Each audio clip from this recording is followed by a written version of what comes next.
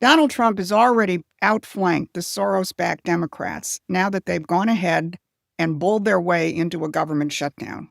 Trump's Truth Social post yesterday shows that he knows he has the upper hand and it's going to blow up in their faces. Look, guys, there's no way to sugarcoat it. Nobody likes Democrats anymore. We have no voters left because of all of our woke trans.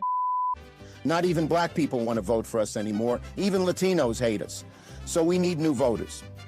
And if we give all these illegal aliens free health care, we might be able to get them on our side so they can vote for us. They can't even speak English, so they won't realize we're just a bunch of woke pieces of you know, at least for a while until they learn English and they realize they hate us too. And it's going to blow up in more than the Democrats' faces, now that Soros' hand in pushing the shutdown has come out. The Daily Caller had a headline, Soros-backed leftist group behind campaign to force government shutdown. But Donald Trump upped the ante when he told the gathered U.S. military leadership yesterday that their job is to defend America, which is under invasion from within. And Trump names Soros by name. The people in those cities where they're being raped and shot and beat up, you know what they say? We love the military. You ever see where they interview the people on the street? I've never seen somebody say they don't, unless they're radical and paid off, because a lot of these insurrectionists are paid by, whether it's Soros or other people, but they're paid by the radical left. Now, George Soros, Antifa, immigrant gangs, and the crazy Democrats who just shut down this government are worthy targets. They're reflections of that enemy from within, but they're easy targets, and most people don't get beyond that. But here's the problem. If you stop there, you're going to miss the real command center. The deeper system that manufactures wars and budget and economic crises is the British imperial machine, the financier, ideological, and rules-based networks that have captured our institutions for a century. Trump's advantage is he doesn't play by their rules, which is why he can actually solve the problems that they keep creating and then managing. I'm Susan Kokinda. And for decades, I've documented how the British imperial system spawned this American enemy from within. And if you see that this is something you need to learn more about, please like and subscribe, because I focus on this every week. Now, today I'm going to look at two things. I'm going to explain how Trump's Mideast plan rewired the board and how it puts British warmonger Tony Blair in the bullseye. And second, I'm going to show you that the government shutdown fight is really a Federal Reserve fight in disguise.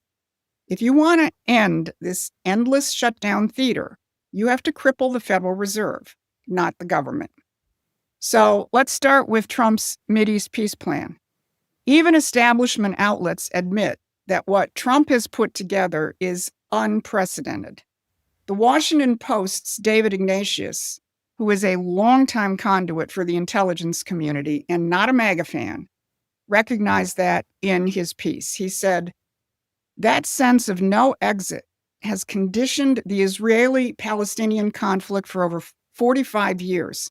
I've been watching horror upon horror in this region. The door to something different seemed to open slightly on Monday. On this, Trump deserves the credit he craves. We can only hope and pray that he and his new coalition of Arab and Israeli allies will keep pushing. Now, here are the main points of what Trump did differently. He broke the rules. He negotiated outside the warring parties' ritual talking points and outside the British peacemaking industry, the one that sells endless process and never peace. And he basically negotiated the deal with a broad swath of other Muslim and Arab nations, and then he presented it to Israel and Hamas. He also recognized the complexity of Israeli politics and used his clout to potentially isolate the extreme right-wing Zionists in Netanyahu's government. It's hard to believe that there are those to the right of Bibi, but there are. And he also, most importantly, brought economics into the equation, not as a bribe, but as the actual substance of stability. Ports, power, water, rebuilding, police training, the material conditions that let people actually live. Now, many are pointing to the role of Tony Blair in the Board of Peace that's been established as evidence that this plan is going to fail. Blair is so notorious in starting and perpetuating wars that even Time magazine took note with a headline describing his perfidious role. We've documented Blair's role for decades, including his infamous speech at the Chicago Council on Foreign Relations in 1999, which is where he first openly rejected the long-standing Westphalian concept of respect for other nations' sovereignty and non-interference in their domestic affairs. He left no doubt in that speech what his ideas were based on. Quote, "But globalization is not just economic. It is also a political and security phenomenon." So when you think of neocons, think Tony Blair. And we got the Iraq War based on Blair's lies and these new global rules, and the many other wars and regime changes that follow. And some of those are precisely the wars that Trump is stopping. So what is Trump doing with Tony Blair on his Board of Peace? Most people are going to look at Blair on Trump's board and think, deep state conspiracy, Trump's been captured. A lot of people did the same thing when Trump posted about Ukraine taking back its territory and winning the war. They thought, oh, he's been captured by the neocons. But this is why you have to subscribe to Promethean Action's newsletter. We approach the world like Trump from the standpoint of grand strategy. We don't react to each tactical move or whatever blows up in your face on your social media feed. So go to the Promethean Action website and become a subscriber. Now, with Blair, Trump may be following the adage of keep your enemies close. Because if anybody doesn't think that Trump knows what Blair has been up to these last decades, they weren't paying attention to Trump's speech to the gathered military brass yesterday. He made clear that the purpose of his newly renamed Department of War is to prevent war. This administration is no longer in the business of regime change or perpetual war. Trump's policy is respect for sovereignty, which is the Westphalian principle. So either Blair aligns with it, or he's going to stand even more exposed than he is now. Now, if Trump can overturn a century of British policy in the Mideast, imagine what he can do if he does the same thing on U.S. economic policy. Because the shutdown saga we're living through right now comes from the same mother. Here we are on day one of another ritual standoff.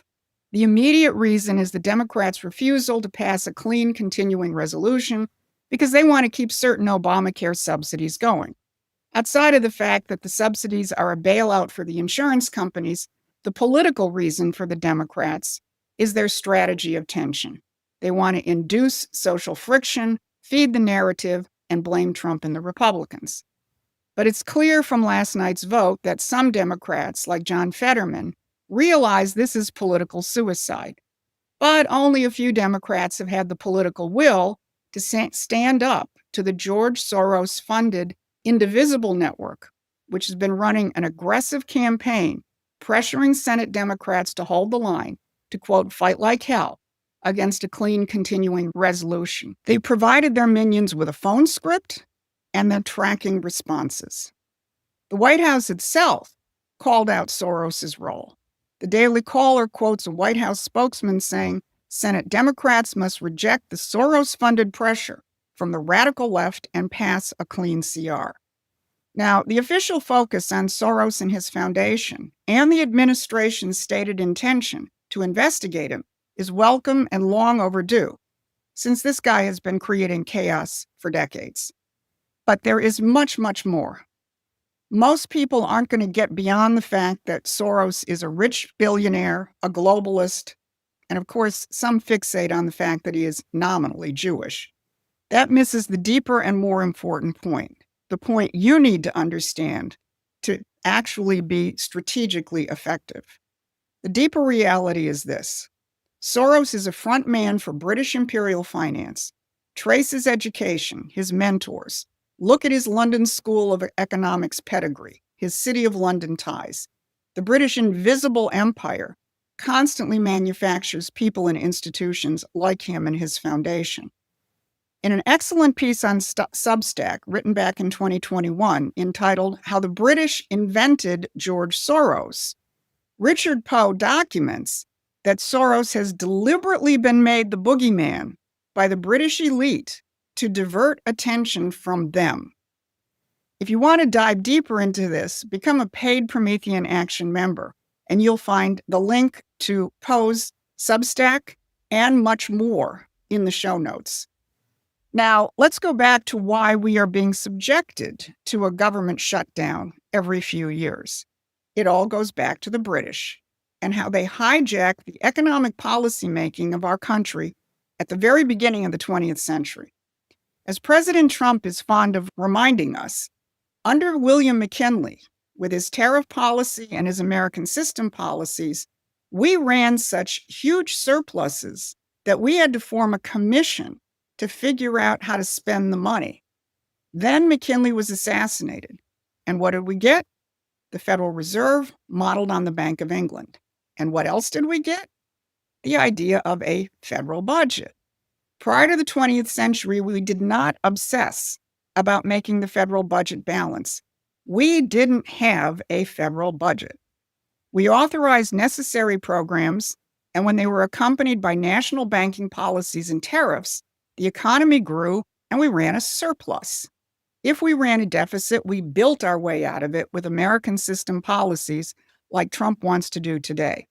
But the Federal Reserve and the budget balancing process are British imports by way of one of the worst presidents in American history, the British-directed Woodrow Wilson.